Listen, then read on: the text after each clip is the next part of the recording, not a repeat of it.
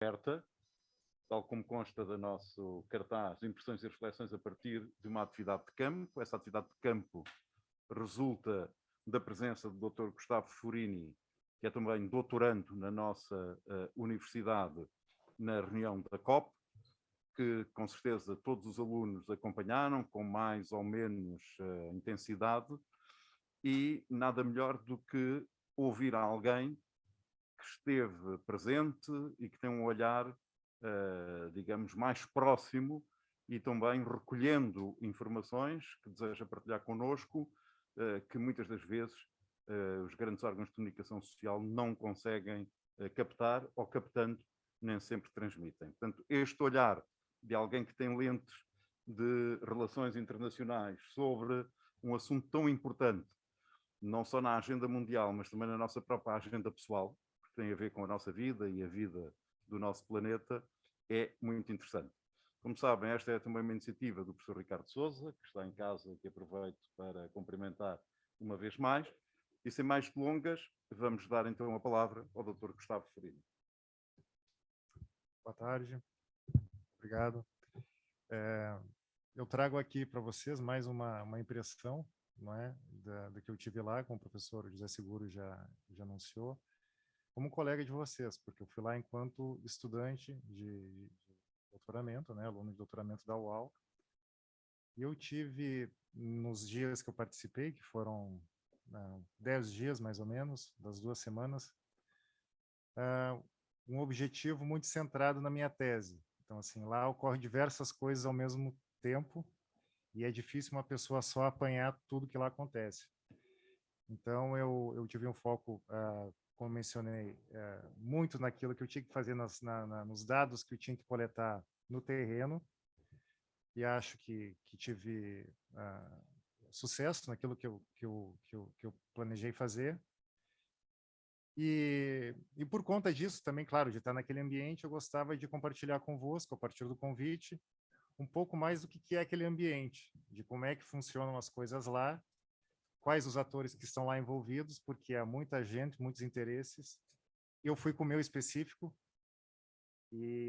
mas penso que nesse tempo que eu lá passei, eu consegui ver outras coisas que estavam até fora da lente que eu tinha preparado para a minha atividade de terreno para compartilhar com vocês. Então, penso que é oportuno no início falar um pouquinho sobre o que é a Conferência das Partes, o que é a COP, que a gente vê pelos meios de comunicação, pelos mídias, que é um evento, um encontro que reúne chefes de Estado, líderes políticos, mas não é só isso. Só que antes digamos, de entrar especificamente na COP em si, eu gostava, peço permissão, 5 minutos, para fazer um apanhado do que vem a ser a COP. Eu não sei se vocês têm conhecimento de onde é que surgiu isso, por que está mais de 20 anos em reuniões anuais, à exceção desse último ano de 2020, que não ocorreu a COP, ela foi transferida para esse ano.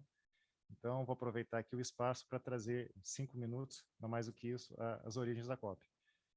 Então, antes mesmo da COP, uns antecedentes aqui sobre as alterações climáticas, que para muitas pessoas se fala que isso é um assunto recente, de, sei lá, 2 a 3 décadas, que há essa discussão no cenário internacional.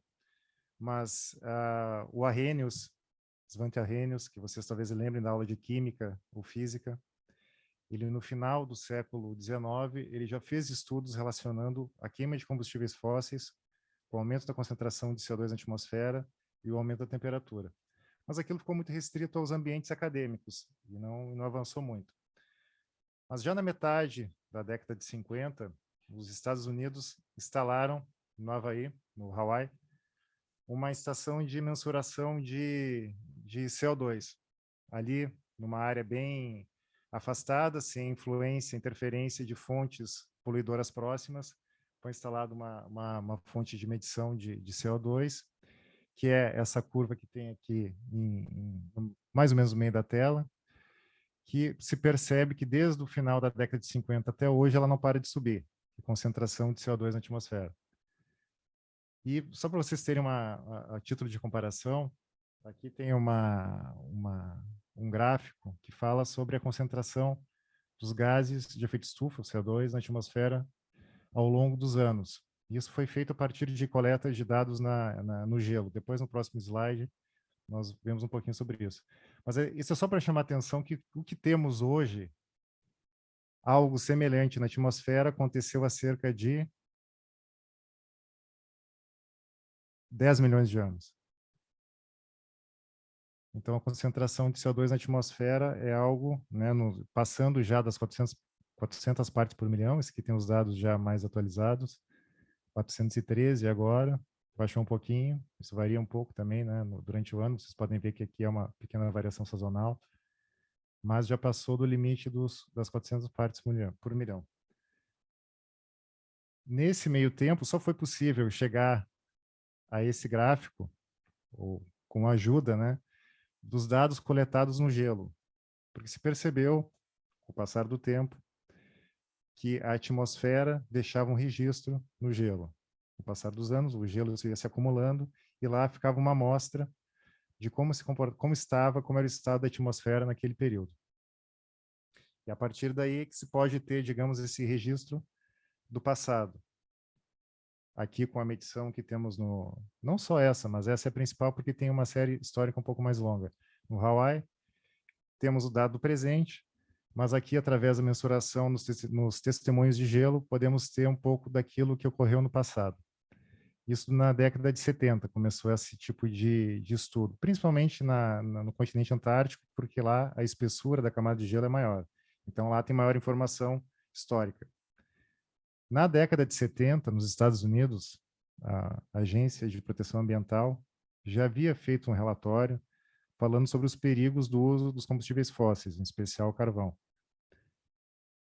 Do lado da iniciativa privada, a própria ExxonMobil lançou um relatório em 1978, se não me falha a memória, dizendo que não havia dúvidas sobre a relação entre o aumento no uso dos combustíveis fósseis com os potenciais problemas causados no clima da atmosfera. Então, isso vocês podem perceber que, claro, é um componente que vem ao longo do tempo ganhando informações e avançando. Então, já na década de 80, em 1987, foi feito um relatório, Nosso Futuro Comum, que é de onde vem a ideia do desenvolvimento sustentável, os pilares vêm nessa reunião. E, a partir daí, por coincidência, a Assembleia Geral das Nações Unidas começou a tratar do tema das alterações climáticas, ainda muito timidamente, mas se tratava disso. Tanto que, numa decisão de 1987, que é essa que está abaixo da capa do relatório Nosso Futuro Comum, já se falava que o Programa das Nações Unidas para o Meio Ambiente deveria tomar providências e começar a estudar um pouco mais de perto e observar a questão das alterações climáticas. No ano seguinte, foi também a partir de uma decisão da Assembleia Geral que se promoveu, juntamente com a UNEP, o Programa das Nações Unidas para o Meio Ambiente e a Organização Meteorológica Mundial, a formação do IPCC, que é o painel, digamos, é o braço climático, é o braço científico da questão climática. Ele lança relatórios periódicos, o primeiro foi em 90, já lançou uma prévia do sexto agora esse ano, então, digamos aí, consta toda a base científica das alterações climáticas. Então, nesse contexto todo, de aumentando a preocupação, algumas pessoas dizem que até o fato do Ronald Reagan, na década de 80, ter tido um câncer de pele também foi um fator que ajudou com que o assunto avançasse mais na agenda internacional. Mas fato é que, em 89, com essa resolução também das Nações Unidas, ficou definido que deveria ser adotada uma convenção específica que se tratasse das alterações climáticas. E esse ano seria 1992. Então, no Rio de Janeiro, ocorreu no dia 12 de junho, digamos uma formalidade, porque o documento já estava aberto para assinatura antes.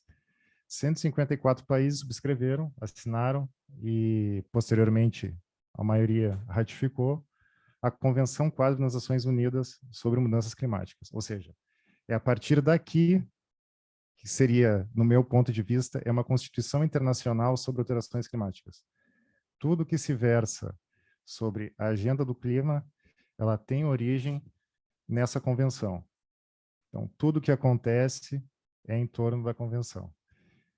E o objetivo final, lá em 92, ainda não se falava do 1,5 graus, como é agora o Acordo de Paris, mas lá se falava que o objetivo final da convenção seria tomar todas as ações legais, instrumentos que tivessem ao alcance da conferência para evitar uma ação danosa das atividades humanas no clima, no sistema climático.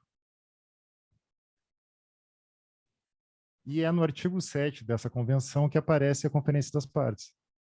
E aí que ela surge pela primeira vez. E ela surge como, digamos, a Corte Suprema da Convenção. Ou seja, é ela que faz as deliberações. A partir da Conferência das Partes que se deliberam as principais decisões envolvendo as alterações climáticas a nível multilateral. E o artigo 23 diz que essa convenção entraria em vigor a partir do momento que alguns passos fossem tomados. No caso, era o depósito do 50º instrumento de ratificação da convenção.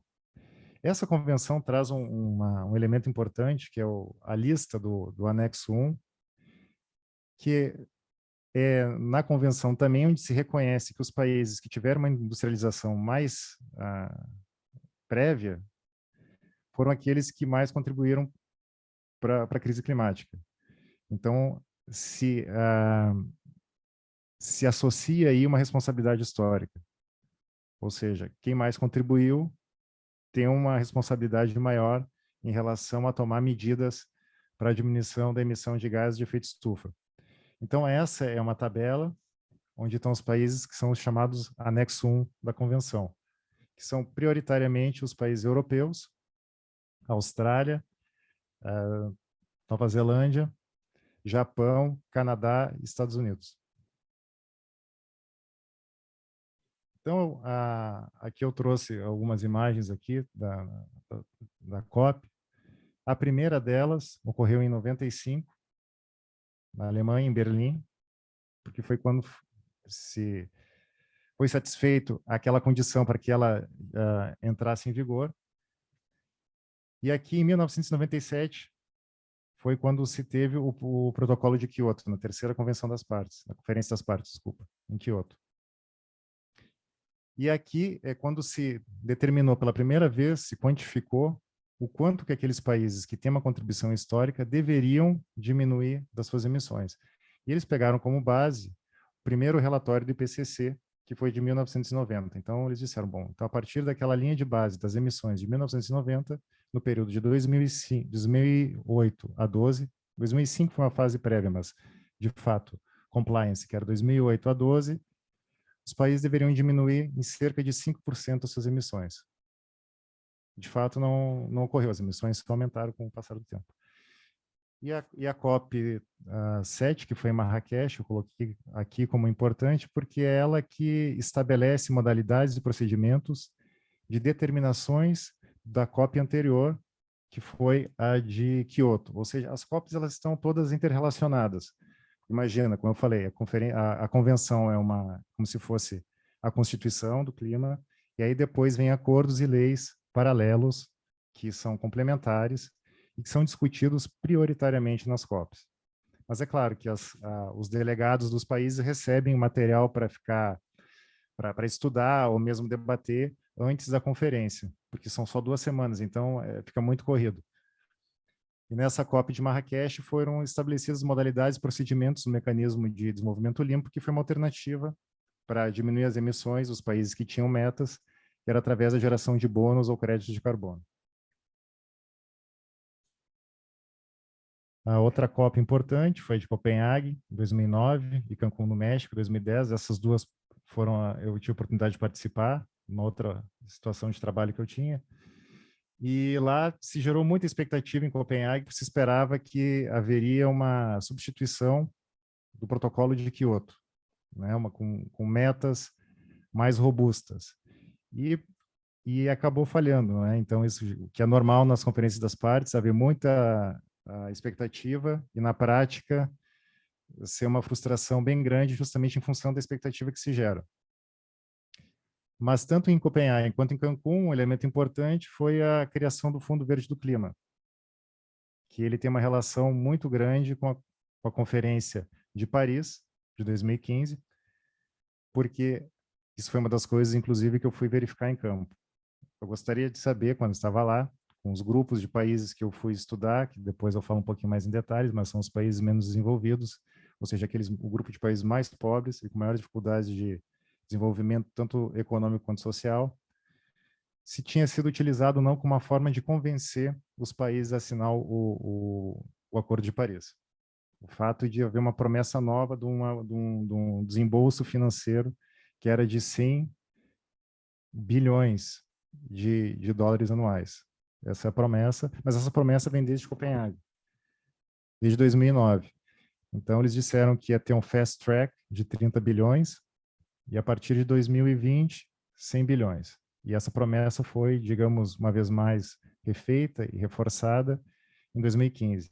Só que hoje, se vocês forem até o site do Green Climate Fund e verem os valores que foram depositados exclusivamente para o fundo, não chega a 9 bi.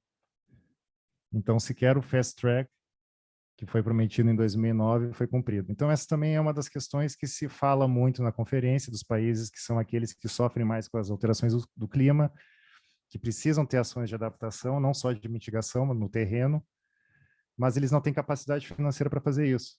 Então, eles dependem de recursos, só que esses recursos não são transferidos, ou não vêm sendo transferidos da maneira como foi prometido. Aqui eu coloquei a foto do Obama, aqui do Al Gore, só para destacar nesses dois acordos a importância política dos Estados Unidos. Os Estados Unidos, sempre quando sai um acordo, eles estão apoiando o mesmo. Então, assim, só a União Europeia tem um peso muito grande, mas, de fato, mesmo que a China tenha aumentado muitas emissões, o Brasil, Índia, os Estados Unidos é ainda um fiel da balança. Aqui, só para destacar o principal ponto do Acordo de Paris, é aquilo que vocês talvez já tenham ouvido mais nos média, é tentar evitar o aumento da temperatura em até 2 graus, no limite máximo de 2 graus, né? E se fazer de tudo para que se chegue no máximo a 1,5 graus. Pronto, mas aqui é um questionamento que eu coloco, depois eu volto a ele. Se a COP apenas envolve a negociação entre delegados e chefes de Estado para discutir especificamente os termos da convenção, ou outras coisas lá também são discutidas. Então, eu faço uma pausa e falo um pouquinho da minha participação, que talvez assim, não sei se vocês têm conhecimento, como é que se participa numa COP? Se compra um ingresso, se manda um e-mail para algum deputado, como é que funciona isso? Não sei se vocês sabem como é que é o processo de participação na COP. Bom, então, para se participar numa COP, tem que ser através de alguém que tenha um registro, um cadastro lá. Normalmente, isso é feito pelo país, à parte, né? Que todos são como partes da convenção, à parte. As organizações não governamentais e organizações internacionais, ou então sendo um membro dos mídias. No meu caso, especificamente, em 2019, como eu estava cá em Lisboa, ainda residindo aqui, fazendo doutorado, eu acabei tendo uma sorte, digamos assim, porque a COP originalmente, anterior a essa, era para ser no Chile, em Santiago.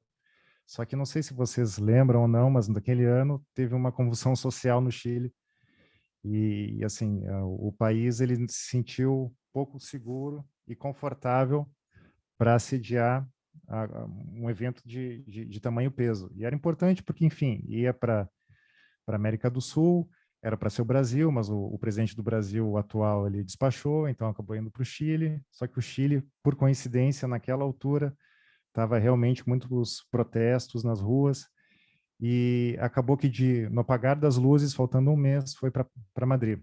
Como eu já estava cá, eu consegui ir para Madrid. Só que eu não consegui nenhum desses, preencher nenhum desses requisitos, ou seja, nenhum país, nenhuma NGO ou ninguém da imprensa, até porque também não faz parte, para que conseguisse me dar uma credencial. Mas eu mesmo assim, eu fui lá e fiquei numa parte paralela, porque tem duas zonas. A zona azul, que é a zona oficial, é que tem essas credenciais dadas por alguns desses elementos aí, se participa. Então, para quem não pode entrar lá, como era o meu caso, tinha a zona verde, que todo ano também ocorre, que é paralelo, onde tem mais participação da sociedade civil, é aberto, tem assim, uma série de discussões com diversos atores também. E eu lá fiquei. E eu já iniciei meu trabalho de campo lá, eu entrei em contato com alguns pontos focais dos países, que são os pontos focais dos países que podem inscrever as pessoas, além do representante de uma determinada ONG ou de um veículo de imprensa.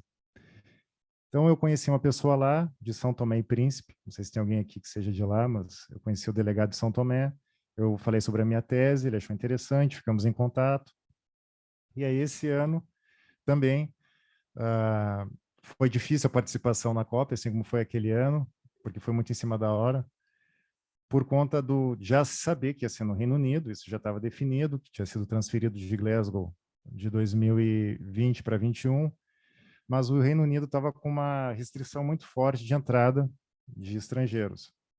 E eu, como na altura estava já no retorno ao Brasil, o Brasil era um dos países que fazia parte da lista vermelha. Então, eu não tinha como programar uma viagem para o Reino Unido para ficar 10 dias de quarentena pagando no meu bolso.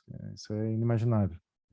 Só que faltando mais ou menos um mês, ou menos de um mês, o Reino Unido, talvez por achar que, não sei se está assim também tão seguro, né, para poder abrir as fronteiras definitivamente, mas por medo, do meu ponto de vista, de ter uma falha na COP, né, de ter pouca gente, abriu. Só que isso também gerou um outro problema, porque aí foi tudo de última hora, tudo é muito caro, muitas pessoas vão, de 20 a 25 mil pessoas, os locais não têm capacidade de infraestrutura para atender tanta gente, então também se geram outros problemas. Mas fato é que aqui, por conta disso, eu me organizei e falei com esse delegado de São Tomé e Príncipe, que me inscreveu na COP. Então, a partir disso, ele foi lá, eu conversei com ele e ele fez a minha inscrição. Então, como acontece? Eu recebi um e-mail dizendo, bom, você foi inscrito na COP, né? Pedia que eu acessasse os links ali e foi feito uma carta, onde tem aqui meu nome, minha data de nascimento, meus dados do passaporte, ou seja, eu tenho um passaporte brasileiro, mas estive por São Tomé e Príncipe, e como, digamos, uma parte adicional, ou seja, isso fazia com que eu não entrasse em todas as reuniões. Reuniões fechadas eu não tinha o direito de participar. Mas eu também não precisava lá estar, eu precisava estar realmente nos corredores onde estavam os delegados para eu poder ter condições mínimas de conseguir entrevistas. Por conta da pandemia, e acho que isso também é outro fator de exclusão, principalmente dos países mais pobres, não digo nem o Brasil, mas eu falo dos países que são mais afetados mesmo pelas alterações climáticas, as pequenas ilhas, ou mesmo na África subsaariana, onde a taxa de vacinação está muito baixa. Então, era a condição sine qua non que você tivesse as 2 doses da vacina. Eles até abriram uma exceção para além daquelas doses aceitas na União Europeia, vacinas produzidas na China, na Índia, ou seja, todos os tipos de vacina foram aceitos. Só que para ir, então tinha que se fazer assumir um termo de compromisso para tomar ações específicas com relação à pandemia. Bom, esse é mais um fator que eu acho que é impeditivo, que é o fato de, para ir para o Reino Unido, precisava se comprar testes rápidos, e isso tem, obviamente, além da passagem, da hospedagem, tem um custo. Então, quando eu estive lá falando com os delegados desses países, eles reclamaram muito disso, que de fato não foi uma Copa inclusiva, porque eles foram mesmo assim, teve países que levaram 2 representantes, não mais do que isso. E alguns deles não conseguiram levar representantes que saíram do seu estado. Eles eles entraram em contato com unidades ou consulados ou embaixadas na Europa para que, a partir da Europa, fossem para a conferência em nome dos representantes lá do país. Então, por se fazer uma conferência das partes em meio à pandemia, o governo britânico ele doou para os participantes, ele entregou kits, cada kit dava para uma semana, para que você fizesse, antes de sair para a conferência, antes de ir lá para a convenção, fizesse o teste para ver o resultado, né? E a partir do resultado, só a partir do resultado, saísse em direção ao evento. Então, você entrava lá num portal do governo britânico e se fazia o passo a passo, depois de feito o teste, e aí se recebia por mensagem de SMS e e-mail uma informação da NHS dizendo que você fez o fulano de tal, fez o teste no dia tal e deu negativo. Só a partir daí é que se deslocava em direção à COP. Então, no meu caso, como estava muito caro ficar em Glasgow, eu fiquei numa cidade próxima, que é Edimburgo, então pegava o trem, e depois pegava o shuttle bus, os ônibus de transferência, e a partir daí, aquela foto ali de baixo é da entrada. Então, aí na entrada, tinha que apresentar com o telemóvel o resultado negativo e mais a sua identificação. No primeiro dia foi aquela carta, e a partir do segundo já foi o meu crachá. Porque a partir do primeiro dia eu fiz o registro e já tinha possibilidade de entrar com o crachá. Então, isso só para vocês verem um pouquinho essas fotos agora. É como é lá, assim, são mais de 20 e poucas mil pessoas que estão num sítio pequeno. Essa é a fila de entrada. A de baixo é a fila aqui prévia ao raio-x. E aqui tem um mapa do evento, para ter um pouquinho da ideia da dimensão do local. Eu fui ao Google e tirei. Bom, esse é o tamanho do local. Aqui, dá para ver esses dois aqui, esses dois edifícios, e mais esses aqui, são esses aqui. Esse edifício maior aqui, esse prédio, onde tinha os pavilhões e escritórios. Aqui, tanto nesse quanto nesse, ocorriam eventos paralelos, oficiais. Também tem extraoficiais, que ocorrem pela cidade como um todo. Mas então, a COP é a negociação entre delegados, missões oficiais, mas não é só isso. Também é um ambiente de protesto, sobre principalmente para quem sofre mais com as alterações climáticas. Aqui, no caso, bem à esquerda, tem uma liderança indígena que vive na Amazônia brasileira, que esteve lá, fez o seu protesto. Fez o protesto também aqui alguns integrantes do Climate Justice África. Mas veja bem, dentro dos pavilhões aqui é tudo muito contido. Há imensa segurança das Nações Unidas. Então as coisas assim não ganham proporção. Então o que faz mais barulho mesmo é que ocorre fora, nas ruas. Só que ao mesmo tempo que ocorre nas ruas, não chega onde deveria chegar, porque não reverbera lá dentro da sala de negociação. Acaba sendo mais um incômodo, porque bom, eu preciso chegar em tal horário, tem uma reunião, mas agora, porque tem uma manifestação, as ruas vão estar fechadas, então vou ter que sair mais cedo, vou chegar mais tarde. Então, aquilo que deveria servir como incentivo para tomar decisões até mais ambiciosas, pode ser visto por alguns como um problema para quem está lá participando. Agora vou mostrar um pouco parte dos pavilhões. Aqui é muito curioso, porque os pavilhões, não tem todos os países lá, né? Alguns. Mas os mais suntuosos que eu achei lá eram do Catar, da Arábia Saudita e dos Emirados Árabes Unidos. Bom, com certeza eles não querem a transição energética, mas lá estão. Então, por que eles estão lá? Eles até também não me ative muito o que estavam lá a fazer. Bom, mas eles tinham as ações deles, indo para o Go Green, dentro do território deles, fazendo ações para os objetivos do desenvolvimento sustentável no país, sim, estavam tomando ações, sim, senhor. Só que, bom, eles são os maiores vendedores do produto no qual o mundo é adicto. Então, lá estão, é um bocado do contrassenso. Alguns outros países têm conforme o problema ele apresenta, tem uma posição muito mais interessante, que é a Tuvalu, que logo antes da Conferência do Clima, o ministro de Relações Exteriores, inclusive, ele fez um discurso, ele não foi à COP, mas ele fez um discurso com água até os joelhos, dizendo que o território dele estava literalmente afundando. E ele utilizou até como fundo uma base que foi usada pelos norte-americanos na Segunda Guerra, que estava, de fato, a ser engolida pelo mar. Mas tem países, por exemplo, aqui como da África, Nigéria, Ruanda e República Democrática do Congo, por exemplo, que vão lá dizer o seguinte: olha, nós temos florestas, precisamos preservá-las, só que não temos dinheiro.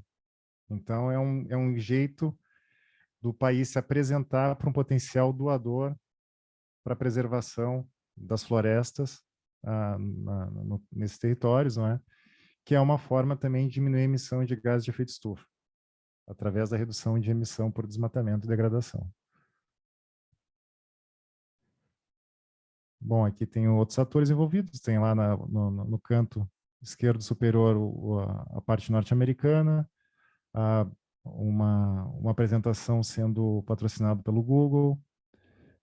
Cá embaixo, à esquerda, era no pavilhão do Reino Unido, onde estavam a discutir o futuro da aviação, com termos de diminuição de emissão de gases de efeito estufa.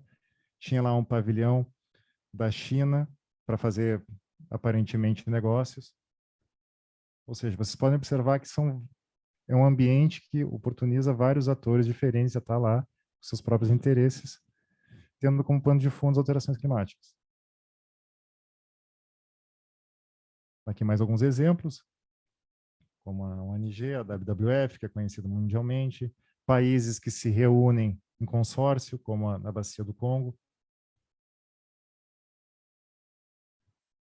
Lá em cima, o canto superior esquerdo, que é do Fundo Verde para o Clima, também estava lá representado. Populações indígenas, no canto direito superior. E aqui eu peguei, trouxe um exemplo dos BASIC, né? No caso dos BRICS, porque aí tá a Rússia. Me chamou a atenção que na Rússia havia uma frase, eu acho que não dá para ler bem aqui, mas que dizem que energia nuclear para uma vida melhor. Bom, e eu até falei com uma pessoa e, de fato, eles defendem energia nuclear porque ela é zero emissão. Só que, bom, as catástrofes que já aconteceram foram duas, que eu me lembro, né, em Chernobyl e em Fukushima, foram suficientes para chamar atenção em termos dos estragos que causam. Embaixo está o pavilhão oficial brasileiro, que tinha reuniões de interesse do governo nacional, que embora não seja favorável à questão ambiental, lá estava, para fazer promoção do próprio governo e falar de alguma atividade que outra eles estão levando, que eu, de fato, não estou nem acompanhando muito de perto, porque as informações nem sempre são fidedignas do que o governo atual tem feito. Então, o que acabou sendo mais interessante em relação à participação brasileira, e eu falo de ser a participação brasileira não pelo fato de eu ser brasileiro, mas pelo fato de ser a maior delegação da COP. Normalmente a brasileira é a maior delegação da COP, não só indo como Brasil parte, ou parte Overflow, ou mesmo pelas ONGs. Então, vários representantes subnacionais do Brasil estavam lá, governadores, e foi feito um consórcio, né, desses governadores da Amazônia, e juntamente com algumas ONGs e outras representações da sociedade civil, fizeram o Brasil Climate Action Hub. Ou seja, coisas muito mais interessantes estavam a ocorrer aí, num pavilhão, digamos assim, extraoficial, do que cá embaixo, no oficial. A foto de baixo ali é para mostrar um pouquinho da dimensão do tamanho, países totalmente diferentes, como Colômbia e Bangladesh, lado a lado. E nas reuniões dos eventos paralelos, né, que lá aconteciam, eu peguei um exemplo aqui na esquerda, que é um governador da onde eu vivo atualmente, no Brasil. Ele foi lá anunciar que ele tinha feito um acordo para disponibilizar financiamento em bioeconomia de 100 milhões de dólares, algo assim. Ou seja, se no vácuo do governo federal, governo nacional, de não ter tomado ações muito assim, mais sérias, vamos deixar assim, outros atores, outros governos fizeram isso. Então, mesmo aí na COP, não houve vácuo político. Aqui são alguns escritórios de países, de delegações. E aqui é onde tem essa plenária. São duas plenárias aqui, que eu gostava de chamar a atenção. A de cima é onde são as decisões, onde tem 197 países que fazem parte da convenção, mais algumas outras entidades que são observadores. E embaixo é onde ocorrem as negociações sobre os documentos que são apresentados, os textos que são apresentados durante a conferência, ou seja, aquelas leis que compõem a convenção, que é essa, digamos, o grande guarda-chuva, é a Constituição do Clima. Só que o que chama atenção aqui, se vocês verem, tem alguns assentos vazios aí. E muitos países, de fato, eles não têm capacidade para participar, ou seja, tem algumas reuniões em andamento ao mesmo tempo, e tem países que têm dificuldade de estar ao mesmo tempo em dois lugares diferentes. Então, muito do que é decidido numa sala como essa nem passa pelos olhos dele e ele aprova, uma coisa que pode ser até prejudicial. Então, os países que têm maior capacidade para levar delegações grandes e podem estar em todas as salas ao mesmo tempo, cada um com seu representante, têm condições de dizer o que é bom e o que não é, porque isso fica, digamos, num rascunho, e isso fica na negociação. Não, tira esse parágrafo, não, adiciona tal coisa.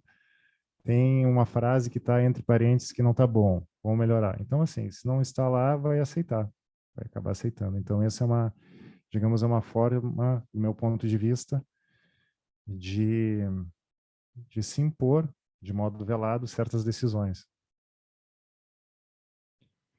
Então, agora, já no final, e depois a gente abre um espaço para conversar, o que eu fui fazer lá? Agora tenha dado já uma ideia da minha tese. Eu fiquei especificamente nesse setor aqui, que era onde ficam, onde tinha as reuniões diárias, não sei se vocês conseguem ler aqui embaixo, mas uma reunião diária que tinha sobre o grupo de países, os LDCs, que eu não tinha credencial para entrar, mas eu lá ficava, nessa sala aqui, normalmente, 4, onde acontecia, eu lá ficava à porta e mandava e-mail e mensagem para essas pessoas, eles não respondiam, e aqueles que não respondiam eu abordava, pedia se tinha 5 minutos, alguns eram muito gentis e diziam, não, manda mais um e-mail que eu não li, outros dizem, não tenho tempo. Então, é um bocado assim. Um grupo de países que eu fui lá, são esses 47, na verdade, hoje são 46. Mas quando eu comecei a tese eram 47, se não me engano foi Vanuatu que teve o upgrade. Então são países que têm graves impedimentos de crescimento econômico e de melhoria de condições de qualidade de vida. Então, um grupo muito específico e que recebe boa parte do que eles recebem, digamos, do PIB, vem de ajuda externa. Então, digamos assim, eles têm um elo de dependência forte com esses países. Então, eu fui lá para ver o quanto que esse elo de dependência também se extrapola para a questão climática. Porque a questão climática, como vocês viram, tem uma promessa de 100 mil milhões, 100 bilhões ano. Então, países que precisam do dinheiro de outrem, quando vem uma nova promessa de fundo, acabam tomando certas decisões que muitas vezes eles não concordam muito, mas para quem precisa de dinheiro, acaba aceitando. E por que eu fui advogar por esses países? Não pelo Brasil, Portugal, o que é que seja. Porque durante o meu doutoramento foi importante, quando vocês chegarem nessa fase, que é ter as cadeiras, as disciplinas, e as disciplinas são importantes, não só agora na licenciatura, como no mestrado, como também no doutoramento, para que a gente possa e evoluindo o nosso pensamento crítico. E uma das coisas que eu observei, já que eu sempre trabalhei com alterações climáticas, mas agora mais de perto nas relações internacionais, esse não é o meu background, eu sou geógrafo, depois eu trabalhei com mudanças climáticas na Amazônia, e lá estou, mas ainda agora envolvido com o doutoramento. Mas quem emitiu mais até hoje? Ou seja, quem é o maior responsável pelo problema? Tudo bem, já se sabe que existe uma responsabilidade histórica, tanto tem os países do anexo 1, mas que tamanho é isso? Então, desde 1850 até o ano 2000, tudo bem que aí de 2000 para cá, vamos dizer que a China tem uma participação maior, o Brasil, os basics, né? Mas vamos dizer que 3/4, que eu acho que é uma boa é uma boa medida. 3/4 dessas emissões até hoje foram feitas pelos países que são desenvolvidos. Quando eu falo desenvolvidos em termos assim, de uma visão global. Não estou falando, digamos assim, alguém que mora em Portugal e diz, Portugal tem muita coisa para melhorar, porque eu pego e olho para o Reino Unido. Diz que lá no Reino Unido tem coisas que eu gostava que tivesse cá em Portugal. Olho para a Alemanha, tem coisas lá que eu gostava da Alemanha que eu gostava que tivesse cá em Portugal. Mas são coisas que, se pegar países, sobretudo do hemisfério sul, ah, lá a industrialização ainda não chegou. Lá sequer, no campo, se tem um frigorífico para se guardar o alimento.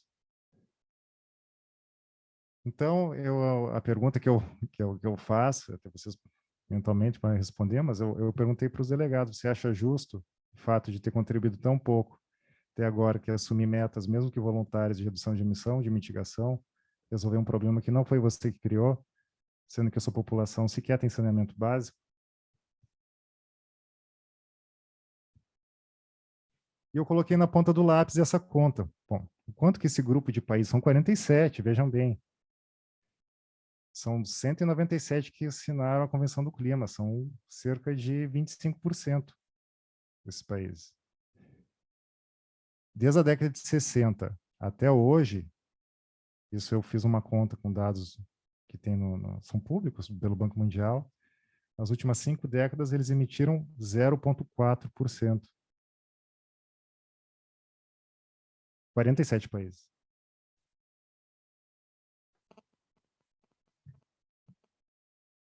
E aqui tem um outro dado, por exemplo, são países onde, isso é um dado médio, tá? Somei tudo e dividi pelos 47. Mas onde a, a renda per capita, em termos o PIB per capita, não chega a mil dólares. O IDH não chega a 0,5. Então, por que esses países deveriam tomar ações de diminuição de emissão de gases de efeito estufa se eles não causaram o problema? Não sei se vocês têm alguma ideia ou não. Bom, eu na minha tese tenho uma hipótese, né? Mas, enfim. Então, isso é uma questão que, já adiantando, é um elo de dependência que esses países têm, não é? Se a gente pegar e se agarrar em algumas teorias, não vou entrar a fundo nelas, mas é um elo de dependência que os países pobres mantêm com os países ricos. E foi isso que eu fui lá comprovar, testar, na verdade, né? Opinião daqueles que são... Eu fui conversar com pontos-chave, com atores que são, assim, decisivos. Eu não fui... Sem desmerecer qualquer pessoa que estava lá, mas eu não fui conversar com qualquer um que estava com um crachá dizendo que fazia parte do país que eu me interessava. Eu fui falar com os negociadores, com aqueles que são os responsáveis por receber todas as comunicações da UNFCCC, que é, no caso, a convenção, e tive lá algumas conclusões, que até está cá o meu orientador na tese com o professor Ricardo, não posso avançar muito, porque ela tem que ter digamos, não foi publicada ainda, né? Mas eu pude constatar né, que, por parte mesmo desses países, eles mesmos entendem esse elo de dependência que eles têm. Só que eles, ao mesmo tempo, eles aceitam tomar medidas que talvez não sejam nem tão válidas, válidas no sentido de que não é o que se aplica a eles. Mas também se vale muito da própria convenção em si, que é o soft law. Bom, se eles não fizerem nada, também não pega nada, porque na animação sanção não há nada. Mas o que eu pude observar lá é que esses países, durante o Acordo de Paris, eles estavam batalhando muito por questões de adaptação. Ou seja, de fato é o que está lá. Os países mais pobres são os que mais sofrem os danos do aquecimento global. Porque é lá que está a desertificar, o mar está a subir. É óbvio que também em outras regiões costeiras também. Mas eles não têm capacidade. Se vocês pegarem, por exemplo, um furacão, o mesmo furacão que passa no Haiti e que passa nos Estados Unidos, você acha que tem alguma diferença? A força pode ser a mesma, mas a capacidade que cada um tem para enfrentar o pré-evento e o pós-evento é totalmente diferente. O Haiti fica totalmente devastado por anos, quando nos Estados Unidos, tudo bem, algumas pessoas lá morrem, tem um sistema de alerta de segurança bom, que eles conseguem fugir a tempo, mas se recuperam muito mais rapidamente. Então, em 2015, durante as negociações, se tinha isso, né, muito forte, de adaptação que os países queriam, os países menos desenvolvidos. Como um todo, não só esses que eu fui buscar informações. Só que no pacote, digamos assim, de convencimento, o que pegou foi o seguinte: bom, a adaptação interessa a vocês, mitigação interessa a nós, vamos colocar tudo no mesmo pacote, que é o Fundo Verde do Clima, e vai ter 100 mil milhões, 100 bilhões, 100 bilhões, anualmente, para vocês acederem e resolver os problemas, mesmo que parcialmente. Então, foi essa retórica que foi utilizada como convencimento, para que eles aceitassem assumir medidas de diminuição da emissão de gases, mesmo que eles tenham emitido só 0,4%. Esses são, digamos assim, alguns elementos que eu pude constatar. E, bom, é por aqui eu encerro e deixo aberto aqui a plenária para alguém que tem alguma curiosidade, alguma uma pergunta. Tá bom, obrigado, professor.